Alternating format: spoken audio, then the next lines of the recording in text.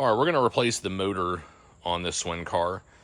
We have this one right here, which seems to be going bad, so we're going to pull it off. We do have something we're going to test it with, so we're going to test it after we're done pulling it off, but go ahead and replace that. A lot of things we got to do to get to that point. We do have a disconnect for the battery in here. You do have the breaker. You could just turn the breaker off. But also, it is smart to go ahead and disconnect the battery also, so we're going to do that too. We'll pull the hood off. We do have this front panel we're going to need to remove, and then we have the brakes caliper we'll have to take off, and the wheel to get to that. So we're going to do all that real quick. But just kind of show you guys the tools we're using today. We have this powered ratchet right here we're going to use. Just helps make things a little bit quicker and easier. Screwdriver for the hood to take that off. A crescent wrench, adjustable wrench. Again, we're going to be taking the tire off, so we'll need to, in the other video I talked about tire tubes, so I'm not going to show you guys that today, but we're going to do that. It's good to have this, guys. Also helps get the motor off sometimes. Tire tools to remove the tire. We have these wire cutters. I utilize these to help remove a lot of the zip ties that are on there, keeping everything together. We have a 13 socket we're going to need to use. We'll have a number 10, and then we have a 6mm T-tool Allen key, which we're going to use for the brake caliper. And then we have a couple different sizes of these castle nut sockets. The main reason why we have 3 different sizes is because there's 2 sizes. I'm not actually sure what the sizes are. We got these from the manufacturer. They didn't have the sizes on them, but different types of motors on some of them, so we have these 2 sizes here. But then we noticed that some of the newer motors, this one technically is the right size, but it seemed to be a little bit, the prongs were a little bit too thick, so we had to take one of them. You can see we used an angle grinder and just kind of shaved it off a little bit, make it fit. So we have these 3 sizes ready to go for this one. I'm not sure which one this one's going to be, but that should be the majority of the tools we're going to use. If I need anything else, I'll add that in as we would go along. All right, we removed the hood. It's always good to have just like a little bucket, just to kind of put all your screws and bolts in as you're going along. I usually keep one of these guys with me. Don't want losing anything. This is the battery disconnect I was talking about. The breaker is off, and then I usually like to, if you can, it's a good idea to go and take the hood off and then disconnect this. Just get to pull up. See, it's kind of pulled here. Now, a common mistake I've seen is where folks will just pull it across here, just like this. You see, it seems like it's disconnected, but you want to completely pull it apart. It still has a little bit of contact when it's just slightly in there. So you want to make sure that you completely disconnect it before you continue on. All right, and now we're going to go ahead and move the front panel. All right, these are going to be size 13, so we want to make sure we pull that out. So I got this guy here. On the other side, there's a head for an Allen key. It's number 5, which I do have with me ready to go just in case I need it. It's good to have just a multi one here because sometimes we have 6, 8, and 5 are usually and number 3 are usually the normal Allen keys on this Swin car total. So I usually have one of these guys around just in case, but I don't normally have to use the Allen key. I can usually just kind of put my hand back there and kind of just hold it for a second, and it'll loosen pretty easily.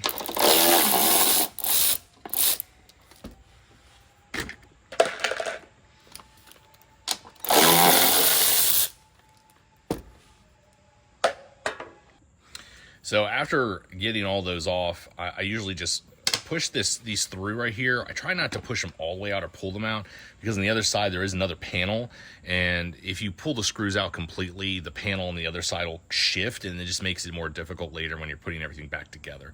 So normally I just kind of just pull those screws out, and then I can pry the bottom out. It kind of sits up there, these little grooves right here when you put it back in, and then we're going to kind of just rest the panel down here. You can also get some zip ties and kind of hold it right here just out of the way, so it's not putting a lot of strain on these wires right here. All right, there's a lot going on here, but what we're going to be doing is fairly simple. Again, these are the 2 wires we're trying to avoid putting strain on, so we did zip tie this panel up here. Now it keeps these not holding up the panel.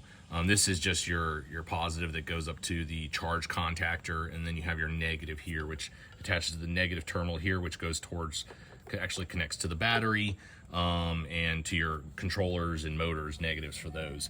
But just real quick, like what we're looking at here, these are the two cables that go to that connector for the battery that's up under the hood. We have our two controllers. This controller on the left side is what's connected to our motor over here that we're going to replace.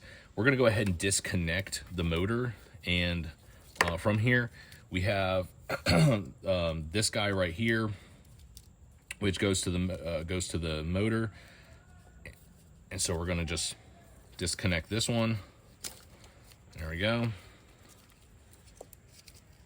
So this is going to our motor, and then we have these three wires, blue, yellow, and green, that are also here. These are going to be going towards our motor. We're going to disconnect these. This is a number 10, and we're going to go ahead and pull those off real quick. All right, so we pulled off all these with our ratchet, number 10. Put all the nuts into our bucket to keep them from getting lost. One thing you have to be careful with when you're pulling off the nuts, it's very easy to drop them down in here. This just goes into where the battery is at the bottom, and it's not a huge deal that they drop in there. You don't need to necessarily retrieve them, but I just make sure you have a few of those extra nuts on hand just in case. But also just be careful. You don't want a whole pile of them ending up down there.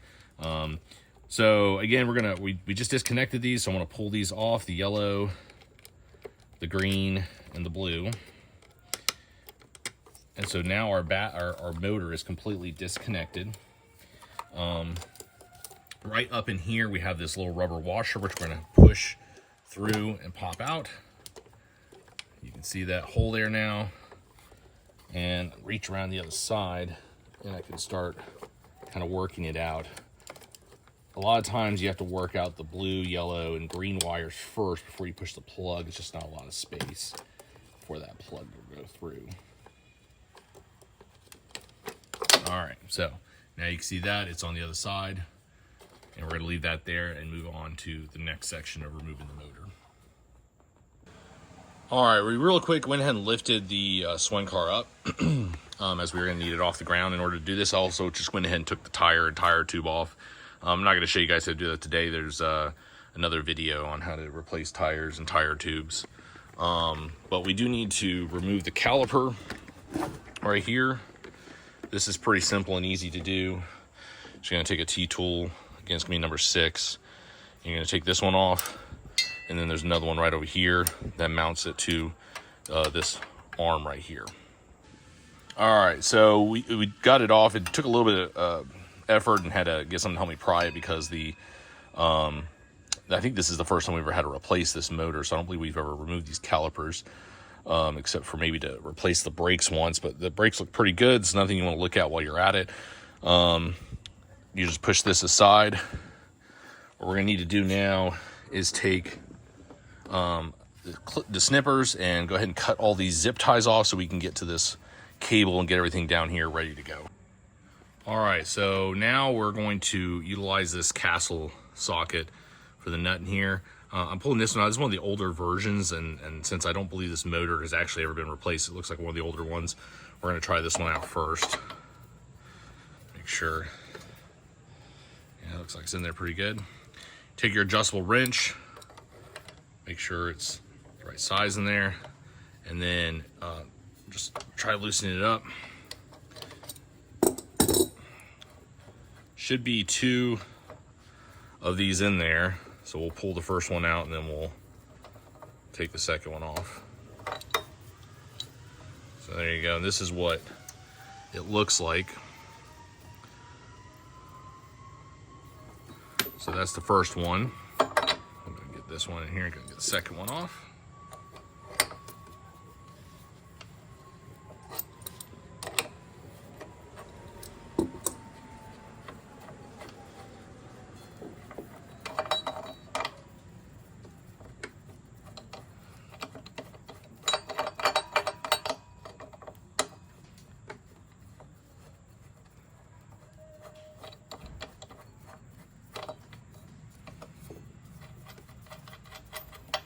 All right, that's your second one.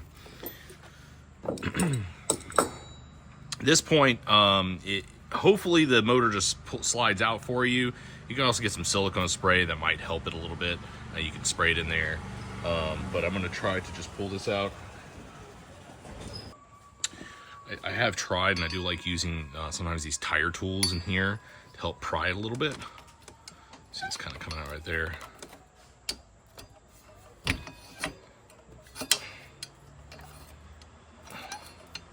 I can get it out just a little bit. I'll usually stick my adjustable wrench in there to help pry it open.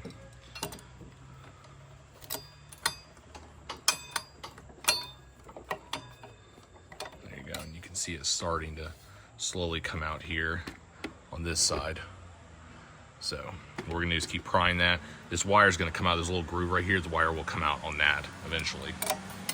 So we'll keep prying this. I'm gonna open up the adjustable wrench a little bit more, slide in there. I have had to take a rubber mallet to here and here, try to get it off a couple times. Again, some silicone spray sometimes would help with that also. But this one's coming out pretty easily. Now, one thing you wanna watch out for is right away, look for this little pin right here. This guy's gonna help keep this wire from spinning out. For it to turn properly. So you want to make sure that that's right there. You go ahead and remove it and go ahead and put it in your bucket with the other screws, because you'll drop this and lose it. The new motors usually come with them, but just because we drop them and lose them every once in a while, I like to try to keep as many as possible on hand ready to go just in case. So I go ahead and retrieve this one. And then if we're able to repair this motor, we could have it on hand ready to go. So right now we can go ahead and work this wire out here. Slides right through here. All right, and now we're ready to go get our other motor. So one thing we need to look out for before we put on our new motor is that a lot of times they'll come without the rotor on them, at least the ones we purchase. And it does have the castle nuts, and it has a little pin right here. It's taped on. So we're good there, but what we need to do is remove the rotor from this one and put it on this guy beforehand. It's going to be a number 6 Allen key again. Simply just turn it to get it off. It may be easier to do that before you pull it off there if you think you're going to need it. I'll go ahead and work on this. I'm going to put it on here. The one thing to add though is you want to make sure you put a little Loctite on there just to make sure that it doesn't come off easier later on.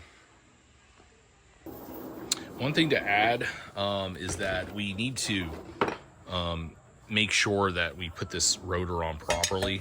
You can see right here has the flat side, and then we have a little bevel here that's going to allow the screws to go in and seat properly in there. But again, you want to put a little bit of Loctite in here as you're doing that. All right, real quick, one thing I hadn't addressed yet, I just want to make sure we talk about is that you want to make sure you get the right motor for the correct Swin car. So these right here, I don't know if it's can tell right there, but it says 1500 watt. That's for the tandems. You can do 1000 watt for the singles, but the tandems need 1500. So right here now we got the rotor back on this one, and then we have this little pin right here, as I mentioned earlier. This one came with it, but a lot of times they don't sit all the way down, so I'm just going to take my rubber mallet and just kind of tap it in, make sure it sits there properly. And just so you guys know, this key right here, little pin, it's going to slide in right here. It's gonna hard to tell right here, but right here is where it's gonna slide in. So we want to make sure we line that up properly, so that way everything goes in easily. All right, so the first thing we need to do is go ahead and work our wire into here. So we're gonna push that in first.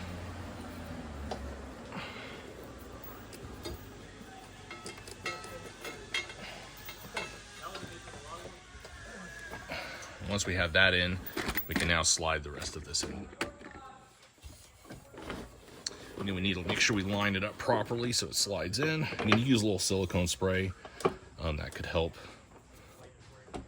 get in there properly. Usually if I just wiggle it a little bit, you can get it in there. So that's what we're gonna do.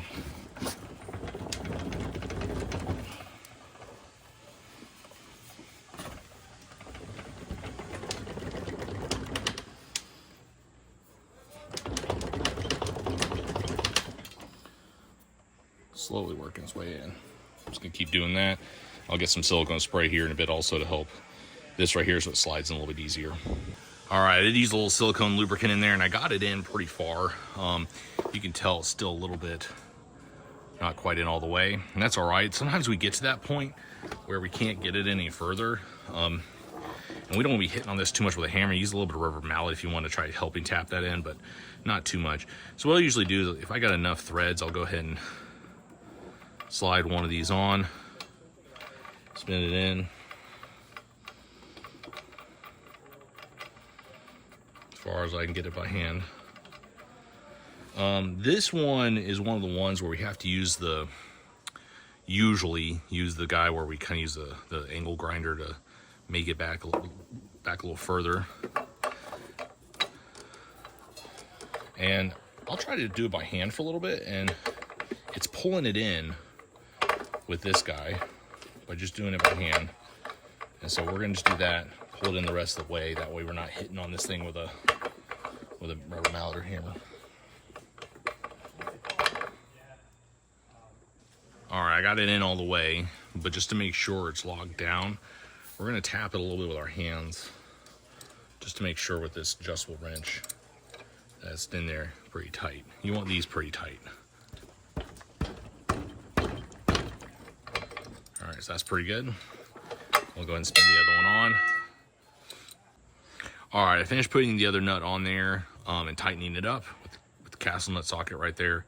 I'm gonna go ahead and take this guy, and we're going to now bring it up and around in here, around the side. You want to bring it on the inside right here, towards where this hole is right here. And we're going to go ahead and put everything through and start connecting everything so we can test it before we zip tie and finish putting everything on. One thing to add real quick, this guy doesn't come on these motors that we get. So we usually cut them off the old ones and then we'll slide it on. That way we can make sure we have this seal for water resistance as we put it through this hole up here. All right, I did slide this through and it has a little rubber seal right here. It might come in and out as I'm finishing this up, but I can put it back in if I need to. But we are gonna go ahead and plug back into the controller, motor controller, clips into place. This guy will be for us to configure the motor controller, which I'll talk about at another time. But we're gonna have to go and connect our wires here. Very simple, blue to blue, green to green, yellow to yellow, right? You might have to kind of adjust these a little bit to make them work and sit properly in here. You do not want them touching each other. So make sure you, when you're finished, you don't want them touching each other. So make sure your blue is separated from your green, and your green from your yellow, etc. So we're gonna go ahead and put these into place.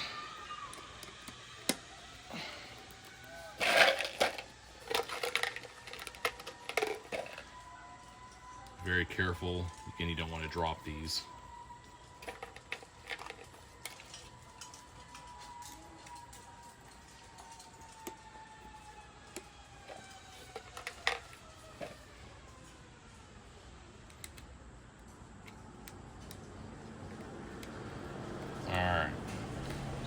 So I usually start with the bottom one and kind of just make sure I have plenty of space, and I'll take my ratchet, my electric ratchet here, and lock that down very gently. Don't want to over torque it. All right, and then I'll just make sure that they're not touching the bottom ones, the yellow.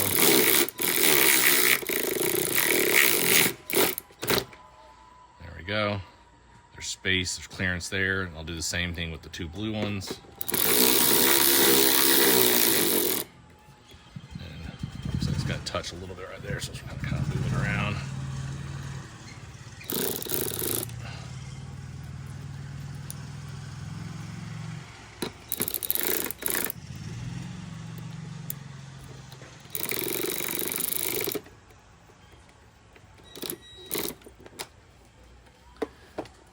There we go. That's in place, not touching. If it does touch, they do have the covers on them for the insulation, The only issue is that if the insulation wears down a little bit and then the metal contacts metal, you'll start having issues where the motor won't be, it'll start like vibrating when it's going. So one of the ways to make sure like at least the yellow and green aren't contacting in some way is that while you spin this motor, it's not vibrating or anything. All right, so we have everything connected here. It's ready to turn on. So what we're gonna do is we're gonna turn on the motor, the Swin car, and go just test the motor and make sure it's on properly. The last thing we need to make sure though on this Swin car is that these wires are all lined up and ready to go here. So we have, specifically with these motors that we order, we have yellow, green, and blue here, all right? So it's important that if you check the opposite side, it's yellow, green, and blue.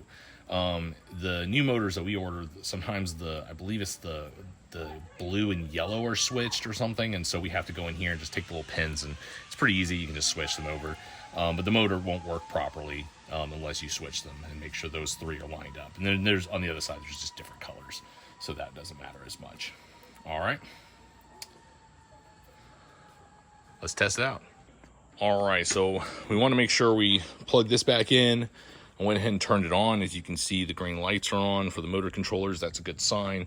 Once we've turned it on, we can go ahead and test the Swin car, make sure that the motor's turning properly. So we'll go ahead and put it forward. Sounds good. Go ahead and test it in reverse. And there we're good.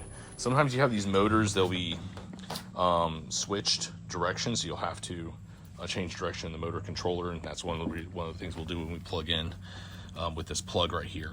But now we're all done basically, so we're gonna have to just put it on. First thing I'm gonna do is put the caliper back on. I'm going to put the tire tube and tire back on here, and then I'm gonna shut all these panels up, basically just doing the reverse of what we did and putting it back on properly. So that's basically it, and then you'll take it for a nice test drive, make sure it's good to go.